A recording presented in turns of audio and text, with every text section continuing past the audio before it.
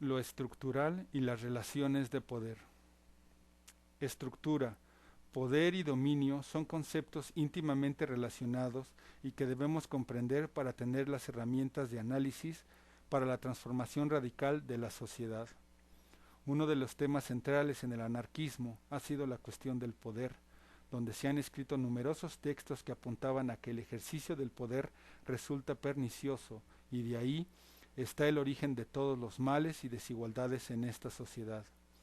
Sin embargo, no podemos atendernos solo a la cuestión del poder, lo cual he planteado ampliar el tema tratando la estructura y el dominio. ¿Es lo mismo poder y dominio? ¿Qué es la estructura? ¿Qué tiene que ver el dominio con la estructura y el poder con la estructura? Cuestiones como estas las iremos desarrollando a continuación. Tenemos claro que vivimos en una sociedad con profundas desigualdades a todos los niveles, desde lo económico hasta lo político y social. Las desigualdades se producen por la existencia de grupos sociales dominantes y otros subordinados que sufren esa dominación. Dicha dominación se ejerce a través de unas bases materiales, como por ejemplo una posición económica ventajosa, a las cuales podemos denominar estructura o infraestructura, y también ideológica llamada superestructura en términos marxistas. Entonces, cuando hablamos de algo estructural en general, hacemos referencia a todas aquellas formas de opresión provenientes de los grupos sociales dominantes. Así, por ejemplo, cuando hablamos de violencia estructural, hablamos de aquella que ejerce la clase dominante contra nosotras o nosotros a través de la represión física de los porrazos, la criminalización de la pobreza, condenarnos a la miseria, etcétera. También lo estructural puede hacer referencia a aquello que tiene causa directa en las bases materiales de un sistema, como por ejemplo cuando hablamos de crisis estructural del capitalismo.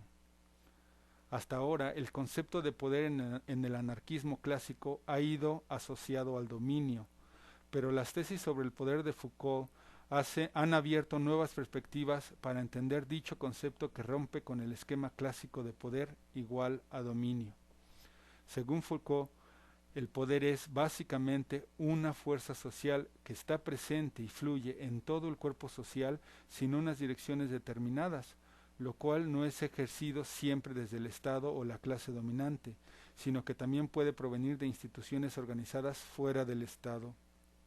Además, el poder no solo es meramente destructivo, también es creador. Crea conocimientos y saberes en favor de los grupos sociales que los crean. Por tanto, podemos distinguir entre poder-dominio, aquel que se ejerce a través de la clase dominante y de carácter impositivo mediante la violencia y la creación de hegemonía y consenso para imponer los intereses de esa clase dominante, y el poder-fuerza social que es ejercido desde las clases explotadas a través de las organizaciones populares, la creación de contrahegemonía y ruptura con el orden dominante para materializar los intereses de emancipación social. Una vez aclarados los términos, es hora de relacionarlos y posteriormente ver su aplicación en la realidad social. La diferencia clave entre dominio y poder es que el dominio es un poder ejercido desde una posición ventajosa, es decir, el dominio se ejerce en un contexto donde no hay equidistancia en las relaciones de poder. Esa posición de ventaja lo da la estructura material e ideológica. Se podría decir entonces que el dominio es un poder estructural, aquel poder que se ejerce a través de una estructura material e ideológica construida a medida por aquel grupo social dominante. Es aquí donde tiene origen todas las opresiones que hoy en día conocemos, la opresión o explotación de clase, la heteropatriarcal y la racial. Todas estas opresiones comparten un común denominador que es la existencia de una base estructural mediante la cual se ejerce el dominio. Así pues, en el plano económico podemos reconocer la dominación capitalista en el cual los o las poseedoras de los medios de producción, la clase capitalista, les confieren una posición dominante frente a la clase obrera que carece de dichos medios.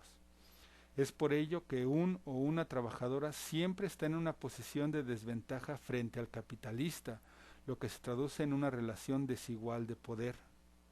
No obstante, si la trabajadora se organiza junto con sus semejantes y construye a la vez un discurso que desafíe el discurso dominante, esta relación de poder puede cambiar en favor de la clase obrera mediante la lucha de clases.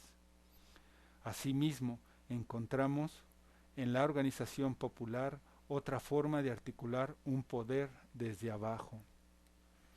Por supuesto que la opresión central es la de las clases, o el de clases, pero no podemos restar importancia a las opresiones no clasistas, pues también sustentan el sistema capitalista. En este caso, el heteropatriarcado es una estructura sociocultural en la cual los hombres heterosexuales adquieren una posición dominante respecto a los y las homosexuales y la mujer. Como en la opresión clasista donde la clase obrera está en una posición desfavorecida, la mujer y aquellas personas que se salen de la heteronormatividad se encuentran en una relación de poder con los hombres heterosexuales desfavorable. Consecuencia de ello es el machismo y la homofobia, manifestaciones de esta dominación heteropatriarcal.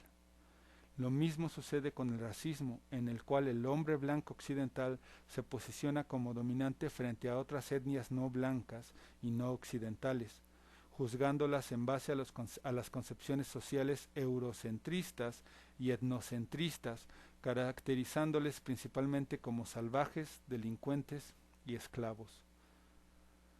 La importancia de conocer estos conceptos nos permite reconocer correctamente las opresiones y no cometer errores como usar la misma vara de medir para un lado y para otro cuando las relaciones de poder son asimétricas. Para ello pondré unos ejemplos breves que ilustren esta premisa. La violencia policial es ejercida desde la clase dominante y responde a sus intereses, al contrario que la violencia utilizada para la autodefensa.